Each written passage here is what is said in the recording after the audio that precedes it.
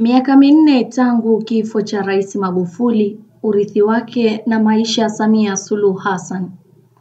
Jumatano Machi 17 mwaka 2021, Tanzania iligubikwa na wingu zito la kumpoteza rais aliyekuwa madarakani Dr. John Pombe Magufuli maarufu kama JPM.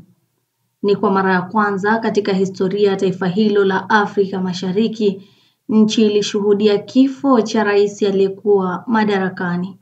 Kifo chake kilitangazwa na Samia Suluhu Hassan aliyekuwa makamu wa rais ambaye amekalia kiti cha urais baada ya kifo cha Rais Magufuli. Dr. Magufuli alizaliwa Chato mkoani Geita Oktoba 29 mwaka 1959. Alihitimisha utawala wake wa miaka 5 na miezi minne alioanza Novemba 5 mwaka 2015 katika hospitali ya Mzena Kijitonyama jijini Dar es Salaam kwa maradhi ya moyo. Rais Magufuli alikumbukwa kwa falsafa yake ya hapa kazi tu ambayo ilijikita katika kupambana na ufisadi, ufanisi katika utendaji kazi wa serikali na kuchochea maendeleo kupitia miradi mikubwa ya kitaifa. Miaka minne baada ya kifo, Machi 17 mwaka 2025, ni miaka minne imetimia tangu Rais Magufuli alipovuta pumzi yake ya mwisho. Mwili wake ulizikwa katika makaburi ya familia nyumbani kwao Chato mnamo Machi 26 mwaka 2021.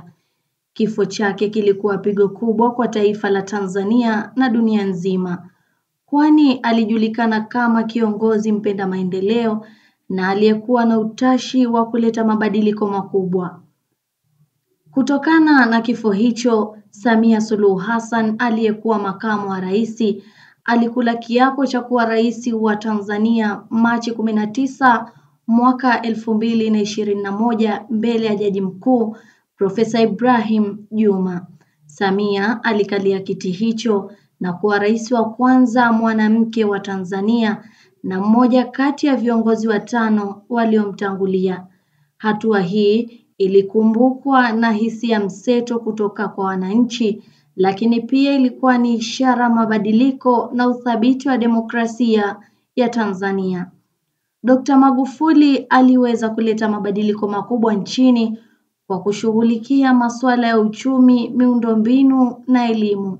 Miongoni mwa miradi muhimu aliyoiendeleza ni bwawa la umeme la Nyerere, daraja la Tanzanite, daraja la Kigogo Busisi, shirika la ndege la ATCL. Pia alifanya juhudi kubwa katika kuboresha miundombinu ya barabara, kutoa huduma za afya na kuongeza uwekezaji katika elimu. Falsafa ya Samia Suluhu Hassan, kazi iendelee. Baada ya kuapishwa, Rais Samia Suluhu Hassan alitambulisha falsafa yake mpya ya kazi iendelee, akimaanisha kuendelea na miradi mbalimbali aliyokuwa ameianzisha mtangulizi wake. Alieleza kuwa serikali yake ingeendelea kufuata nyayo za Dr. Magufuli katika kuleta maendeleo ya haraka na ustawi wa wananchi. Hata hivyo, Samia pia aliongeza mikakati ya kukuza amani, umoja na haki za binadamu katika utawala wake.